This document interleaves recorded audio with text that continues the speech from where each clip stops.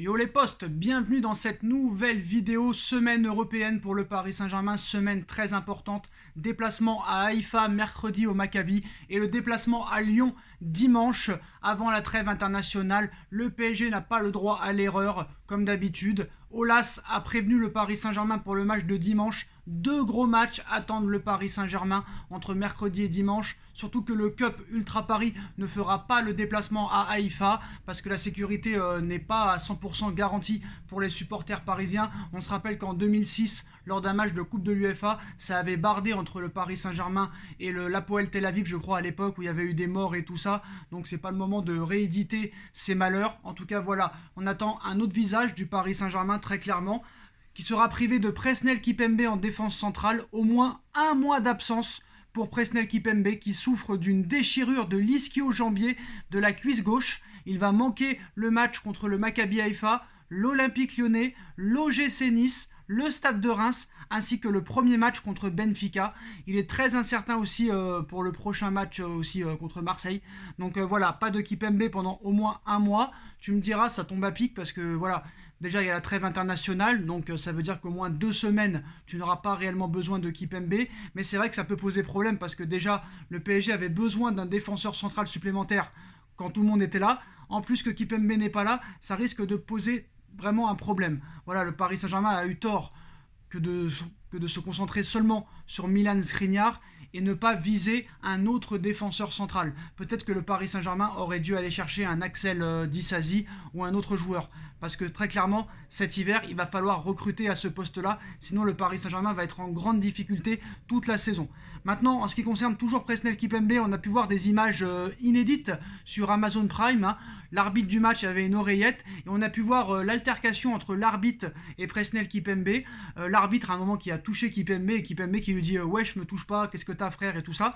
Donc aucune sanction ne sera prise par la Ligue de football professionnel à l'encontre de Presnel Kimpembe après que ses propos ont fait beaucoup réagir, certains auprès de l'arbitre de PSG Brest.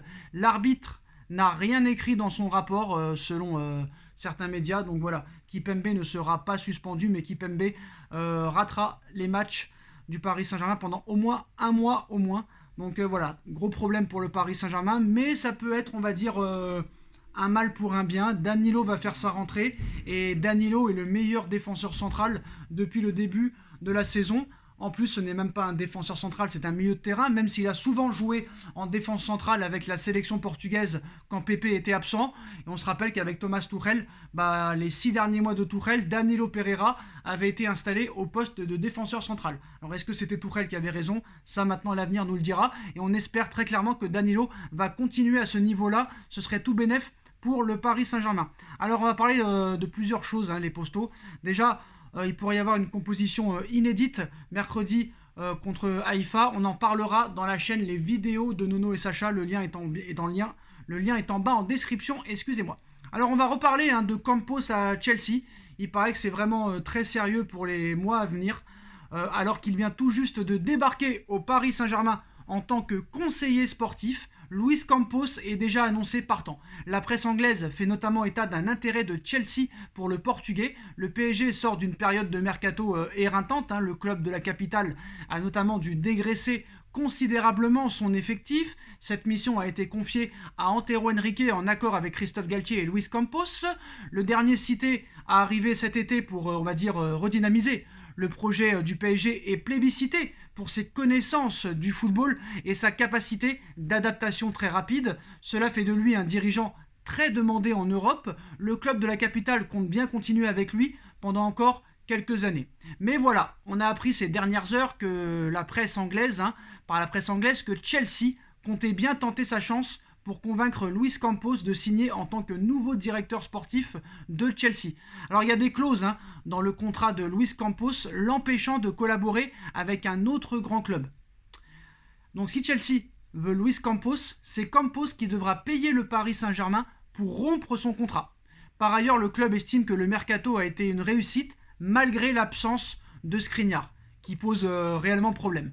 Donc s'il est actuellement sous contrat avec une clause qui l'empêche de collaborer avec un autre grand club, Campos travaille aussi pour le Celta Vigo. D'après le journaliste Ben Jacob, Luis Campos fait déjà rêver les fans de Chelsea. La presse locale s'y met également aujourd'hui ce lundi. C'est le cas de Football London qui explique que Chelsea est dans une phase de transition intense, que le club veut frapper fort pour reconstruire son effectif sous l'impulsion du nouveau propriétaire Todd Boehly.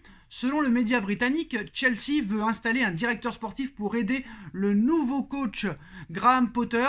Des contacts ont déjà été entamés avec Luis Campos pour prendre la température d'une potentielle arrivée dans le futur. Et Football London insiste sur le fait que l'arrivée de Campos à Chelsea relancerait certains dossiers XXXL. Parmi eux, on se prend et on se met à rêver d'arrivée de Kylian Mbappé, de Neymar Junior et de Marco Verratti, de Jonathan David ou encore de Bernardo Silva. Donc les deux premiers cités encore sous contrat de longues années au Paris Saint-Germain touchent d'énormes salaires et Paris demandera le prix fort pour les laisser partir, surtout que Neymar revient à un très haut niveau et que Mbappé est sur un autre nuage, surtout à un club concurrent. Marco Verratti est de son côté en négociation pour prolonger avec le Paris Saint-Germain. Bernardo Silva a lui des envies de départ, mais au Barça, la piste Jonathan David paraît donc être la plus plausible pour Chelsea, avec ou sans Luis Campos, parce que pour l'instant le favori pour Bernardo Silva, c'est le FC Barcelone. Alors maintenant, pourquoi le PSG laisserait partir Campos ? Déjà, le PSG ne laissera pas partir Campos. Campos devra payer de lui-même, et ça coûte très cher. Maintenant, peut-être que Chelsea pourrait racheter ses dernières années de contrat, c'est tout à fait possible. En plus de ça, ce qu'il faut savoir, c'est que voilà, le Real Madrid, on ne sait pas très clairement s'ils vont retenter leur chance pour Mbappé dans 2 ans, vu qu'il y a eu beaucoup de clash entre le clan Mbappé et le clan de Pérez et Florentino Pérez. Donc voilà, le Real Madrid, on ne sait pas s'ils vont retourner sur Mbappé. On sait que le Real Madrid a un projet, c'est remplacer Karim Benzema par Erling Haaland à l'été 2024. Erling Haaland a une clause libératoire de 150 millions d'euros à Manchester City à l'été 2024. Et si jamais Mbappé, d'ici 2024 ou 2025, ne prolonge pas son contrat avec le PSG et qu'il reste à ce niveau-là, peut-être que d'autres grands clubs européens richissimes pourraient s'intéresser à Mbappé, du style Manchester United, du style Chelsea, qui sont des clubs très très très très riches. Alors c'est sûr que si le PSG n'avance pas au niveau européen d'ici 2-3 ans, peut-être que Mbappé aura des envies de départ. Et si le Real Madrid n'en veut plus et choisit de prendre plus Haaland que Mbappé, sachant que Haaland et Mbappé ne joueront jamais dans le même club, c'est possible que Mbappé puisse être vendu à 1 an de la fin de son contrat à Liverpool ou à Chelsea. Pareil pour Neymar, c'est possible. Parce que si Neymar est à un haut niveau et qu'il continue comme ça tout le reste de la saison pendant encore 1 an ou 2 et que Mbappé est au summum dans 2 ou 3 ans, si Paris n'arrive pas à prolonger Mbappé, peut-être que Chelsea pourrait l'acheter entre 250 et 300 millions d'euros. Pareil pour Neymar, s'il continue comme ça, sur cette lancée-là.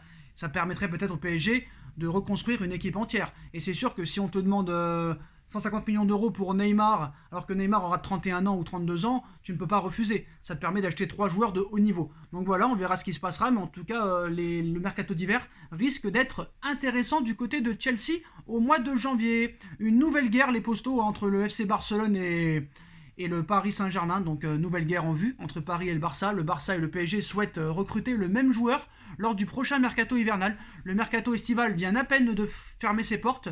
Un peu partout en Europe, qu'on évoque déjà le mercato hivernal, et il faut dire qu'en interne, les dirigeants des plus grosses équipes européennes ont logiquement déjà commencé à le préparer en fonction des besoins de leur équipe. Puis il y aura aussi des opportunités de marché, et ces joueurs qu'il conviendrait d'aller chercher avant qu'un autre cadre européen ne le fasse. En janvier, ça sera sûrement le cas avec André Nascimento dos Santos.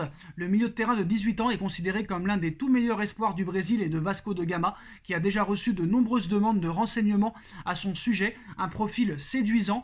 Et selon divers médias comme The Sun ou iNews, le PSG est aussi sur le coup. Les Parisiens, qui n'ont que très peu exploré le marché brésilien ces dernières années, doivent faire face à la concurrence du Barça, de Newcastle, de Manchester City.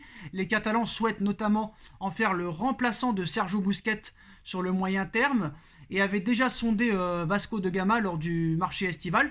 Paris et le Barça semblent même être les clubs les plus chauds sur ce dossier, avec un joueur qui devrait coûter environ 35 millions d'euros, montant que les deux écuries peuvent se permettre sans trop de complications, vu que le Barça peut acheter tout ce qu'ils veulent, même endetté à plus de 1,8 milliard.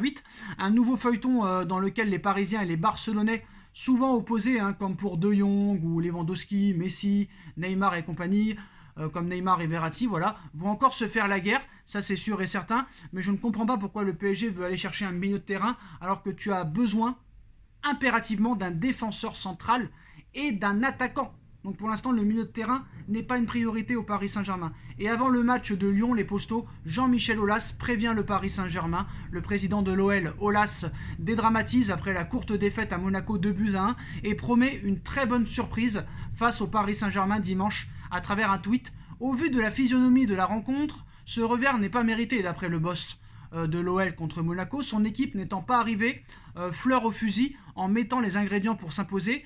C'est révélateur ou pas, a-t-il écrit sur Twitter, ce sont les ingrédients de demain. Soyons tous derrière Alex Lacazette, Coco Tolisso et le groupe. On aura une très bonne surprise dimanche contre le Paris Saint-Germain. Alors, est-ce que c'est un excès de confiance ou une réelle positivité? Une chose est sûre, il va falloir un grand Lyon pour se défaire du Paris Saint-Germain et ses stars. Peut-être un petit problème de communication parce que je pense que le PSG et Christophe Galtier sera au courant des propos de Jean-Michel Aulas. Et on sait que Galtier a entraîné Saint-Etienne. Il a aussi été adjoint de Perrin à Lyon, mais il a plus le cœur stéphanois que lyonnais. Donc peut-être que Galtier aura à cœur de mettre la raclée à Aulas et à Lyon. Ce serait vraiment très bien pour le Paris Saint-Germain. Mais d'abord, la priorité, c'est le Maccabi Haïfa. Mercredi, le PSG doit absolument avoir les 3 points des Postaux. Et n'oubliez pas, demain soir, 21h, le premier gros choc de cette Ligue des Champions. Bayern de Munich, FC Barcelone, les Postaux. La revanche de ces dernières années. On se rappelle de ce 8-2 infligé au Barça en 2020. Est-ce que le Barça sera revanchard? Lewandowski va revenir à l'Alliance Riviera chez lui au Bayern. FC Bayern de Munich, FC Barcelone demain 21h. Bien sûr, on sera là pour débriefer ce match, les Postaux. Dites-moi en commentaire ce que vous en pensez. On like, on partage, on commente, on s'abonne. Et on se retrouve très vite pour une nouvelle vidéo. Et soyez là pour la vidéo de Nono et Sacha sur la chaîne Les Vidéos de Nono et Sacha dans quelques minutes. Le lien est en bas en description. Tchuss!